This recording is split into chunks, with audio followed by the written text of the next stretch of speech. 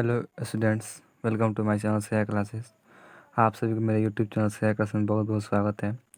तो फ्रेंड्स, हम लोग का क्लास 10th में साइंस में फिजिक्स का जो चैप्टर है प्रकाश पवर्तन तथा अपवर्तन, इसी के बारे में हम लोग पढ़ रहे थे।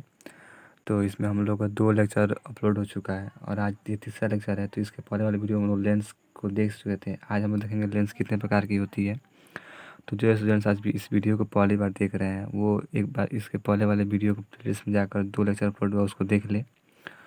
और जो स्टूडेंट्स आज इस मेरे यूट्यूब पे पहली बार आए हैं, तो उनसे मैं एक बार कहना चाहूँगा कि एक बार आप लोग मेरे प्लेलिस्ट में जाकर ज़रूर देखें, क्योंकि मेरे यूट्यूब चैनल पर क्लास 9 से 12 तक के सभी सब्जेक्ट को बिल्कुल बेसिस से पढ़ाया जाता है। और आपको अगर इसी तरह का नोट्स भी चाहिए, जिस नोट्स में पढ़ाता हूँ, अगर इसी तरह का नोट्स भी चाहिए तो दिए हुए नंबर पर या डिस्क्रिप्शन बॉक्स में जो नंबर दिया गया है उस पर कॉल करके या एसएमएस करके पता कर सकते हैं कि कैसे आपको नोट्स मिलेगा। तो चलिए स्टार्ट करते हैं। अगर वीडियो अच्छी लगे तो लाइक कीजिएगा और चैनल को सब्सक्राइब करके बेल आइकन को दबा दीजिएगा, क्योंकि जो भी वीडियो अपलोड हो उसका नोटिफिकेशन आगे पास सबसे पहले पहुंच जाए। तो चलिए स्टार्ट करते हैं।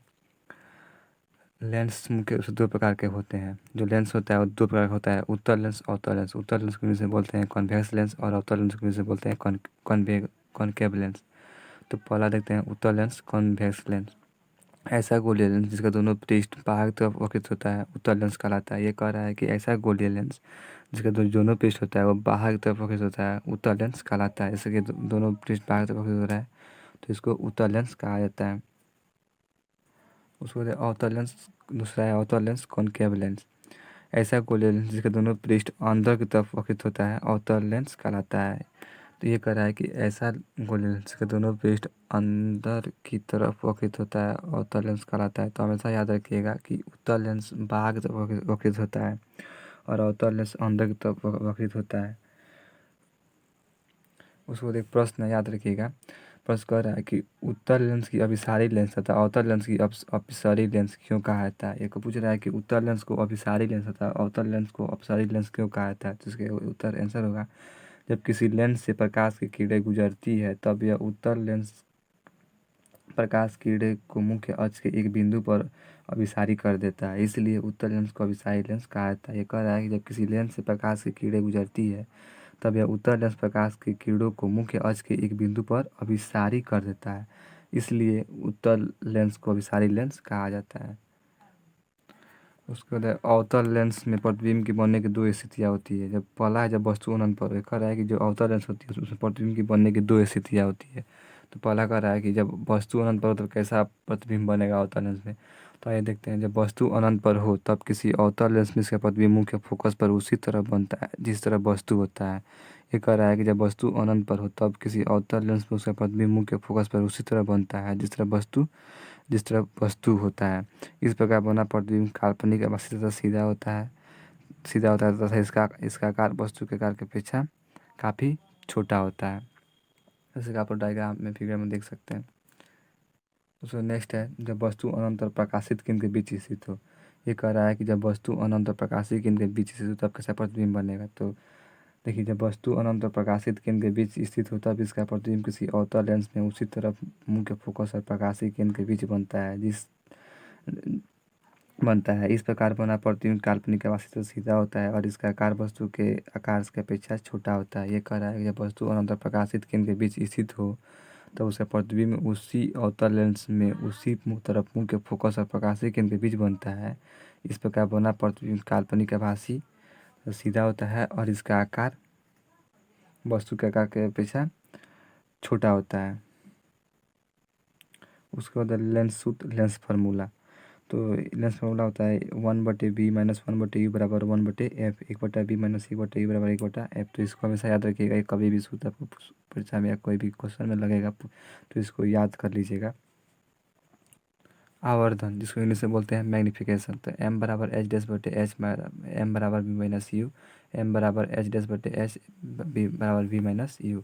अब देखते हैं लेंस की क्षमता। किसी लेंस द्वारा प्रकाश किरणें की अभिसरण या अपसरण करने की मात्रा को उस लेंस की क्षमता कहा जाता है। ये कह रहा है कि किसी लेंस द्वारा प्रकाश किरणों की अभिसरण या अपसरण करने की मात्रा को उस लेंस की क्षमता कहा जाता है। लेंस की क्षमता को कैपिटल पी से सूचित किया जाता है। जो लेंस की क्षमता होती है उसे कैपिटल पी से सूचित किया जाता है। लेंस की क्षमता का सही मात्रक डायप्टर होता है। लेंस की क्षमता का सही मतलब डायप्टर होता है। डायप्टर को संकेत में डी से सूचित किया जाता है। जो डायप्टर होता है उसको संकेत में डी से सूचित किया जाता है। लेंस की क्षमता बराबर होता है 1/, लेंस की फोकस दूरी, जहाँ फोकस दूरी मीटर में हो। तो पी बराबर आपका हो जाएगा लेंस की क्षमता और 1 बराबर एफ। तो एफ बराबर जहाँ लेंस की फोकस दूरी, तो इसको प्लॉट दिएगा तो एफ बराबर 1/p हो जाएगा। अब कुछ समतल दर्पण का उपयोग है। तो देखिए समतल दर्पण का उपयोग कहाँ कहाँ किया जाता है। तो समतल दर्पण का उपयोग कई तरह के फर्नीचर के निर्माण में होता है। जैसे जो समतल दर्पण होता है उसका उपयोग कई तरह का फर्नीचर निर्माण होता है, जैसे कुर्सी उर्सी टेबल बनता है, तो उसी तरह फर्नीचर में इसका निर्माण होता है। और दूसरा है अवतल दर्पण का उपयोग। तो आइए देखते हैं अवतल दर्पण का उपयोग कहाँ कहाँ होता है। अवतल दर्पण का उपयोग टॉर्च, सर्च लाइट तथा गाड़ियों के अग्रदीप में किया जाता है। जो अवतल दर्पण होता है उसका उपयोग टॉर्च जैसे लाइट और सर्च लाइट तथा गाड़ियों का अग्रदीप मतलब आगा लाइट होती है उसमें किया जाता है। क्योंकि अवतल दर्पण प्रकाश की किरणें को एक जगह एकत्रित करता है। अवतल दर्पण क्या करता है, जो प्रकाश की किरण होती है उसको एक जगह एकत्रित कर देता है, जिससे आगे की वस्तुओं को देखने में सुविधा मिलती है। इससे क्या होता है कि जो आगे की वस्तु होती है उसको देखने में सुविधा मिलती है। दूसरा है दूसरा है डॉक्टर नाक, कान, दांत इत्यादि को स्पष्ट रूप से देखने के लिए अवतल दर्पण की सहायता से वे प्रकाश की किरणें नाक, कान अथवा दांतों तक भेजते हैं और उसे स्पष्ट रूप से देख पाते हैं, जिससे इलाज में काफ़ी आसानी होती है। ये कह रहा है कि जब जो जो डॉक्टर होते हैं वो नाक, कान, दांत को देखने के लिए क्या करते हैं, जो स्पष्ट उसको स्पष्ट रूप से देखने के लिए क्या करते हैं, अवतल दर्पण की सहायता से वे प्रकाश की किरण होती है उसको नाक, कान अथवा दांतों तक भेजते हैं और उसे स्पष्ट रूप से देख पाते हैं, जिससे इलाज में मतलब देखने में उसको काफ़ी आसानी होती है। नेक्स्ट है तीसरा, अवतल दर्पण का उपयोग हजामत बनाने में भी किया जाता है। जो अवतल दर्पण का उपयोग होता है वो हजामत बनाने में भी किया जाता है, जैसे दाढ़ी बनाने में भी किया जाता है, क्योंकि यह दाढ़ी का बना प्रतिबिंब बनाता है। ये क्या होता है कि जो ये दाढ़ी का बना प्रतिबिंब बनाता है जिससे दाढ़ी बनाने में आसानी होती है, इसलिए अवतल दर्पण को हजामती दर्पण भी कहा जाता है। इसीलिए क्या कहा जाता है कि जो अवतल दर्पण होता है उसको हजामती दर्पण भी कहा जाता है। तो इसको आप लोग याद रखिएगा कि कभी भी एग्जाम में पूछ सकता है कि किस दर्पण को हजामती दर्पण कहा जाता है। तो ये हमेशा याद रखिएगा कि अवतल दर्पण को हजामती दर्पण कहा जाता है। अब कुछ नोट पॉइंट है जिसको हमेशा याद रखिएगा। तो पहला है उत्तल लेंस की क्षमता धनात्मक होती है और अवतल लेंस की क्षमता ऋणात्मक होती है। ये कह रहा है कि जो उत्तल लेंस की जो क्षमता होती है वो धनात्मक होती है और अवतल लेंस की जो क्षमता होती है वो ऋणात्मक होती है। तो इसको हमेशा याद रखिएगा, एक बार और याद कर लीजिए। उत्तल लेंस की क्षमता धनात्मक होती है और अवतल लेंस की क्षमता ऋणात्मक होती है। दूसरा है उत्तल दर्पण अथवा उत्तल लेंस की फोकस दूरी धनात्मक होती है। कह रहा है कि जो उत्तल दर्पण अथवा उत्तल लेंस की जो फोकस दूरी होती है वो धनात्मक होती है, जबकि अवतल लेंस अथवा अवतल दर्पण की जो फोकस दूरी होती है वो ऋणात्मक होती है। ये कह रहा है कि जो उत्तल लेंस अथवा उत्तल दर्पण अथवा उत्तल लेंस की जो फोकस दूरी होती है वो धनात्मक होती है, जबकि अवतल लेंस और अवतल दर्पण का जो फोकस दूरी होती है वो ऋणात्मक होती है। उसके बाद है अवतल दर्पण के मुख्य अक्ष के समांतर आपतित किरण परिवर्तित होने के बाद मुख्य अक्ष के जिस बिंदु पर कटती है वह बिंदु उस अवतल दर्पण का मुख्य फोकस कहलाता है। मुख्य फोकस को एफ से सूचित किया जाता है। ये कह रहा है कि अवतल दर्पण के मुख्य अक्ष के समांतर जो अवतल दर्पण के मुख्य समांतर है वो आपतित किरण परिवर्तित होने के बाद मुख्य अक्ष के जिस बिंदु पर कटती है वह बिंदु वो अवतल दर्पण का मुख्य फोकस कहलाता है। मुख्य फोकस को एफ से सूचित किया जाता है। तो इस वीडियो में इतना ही तक, और इसके नेक्स्ट वाली वीडियो में और आगे देखेंगे। तो जो स्टूडेंट्स आज इस वीडियो को पहली बार देख रहे हैं तो उनसे मैं एक बार कहूँगा कि आप लोग प्लेलिस्ट में जाकर उसके पहले वाले 2 लेक्चर अपलोड हो चुका है उसको ज़रूर देख लें। और जो स्टूडेंट्स आज मेरे यूट्यूब पे पहली बार आए उनसे मैं एक बार रिक्वेस्ट करूँगा कि आप लोग मेरे प्लेलिस्ट में जाकर देखें, क्योंकि मेरे यूट्यूब चैनल पर क्लास 9 से 12 तक के सभी सब्जेक्ट को बिल्कुल बेसिस से पढ़ाया जाता है।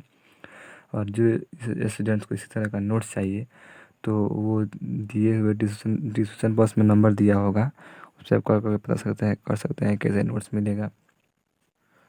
तो कॉल करके पता कर सकते हैं। और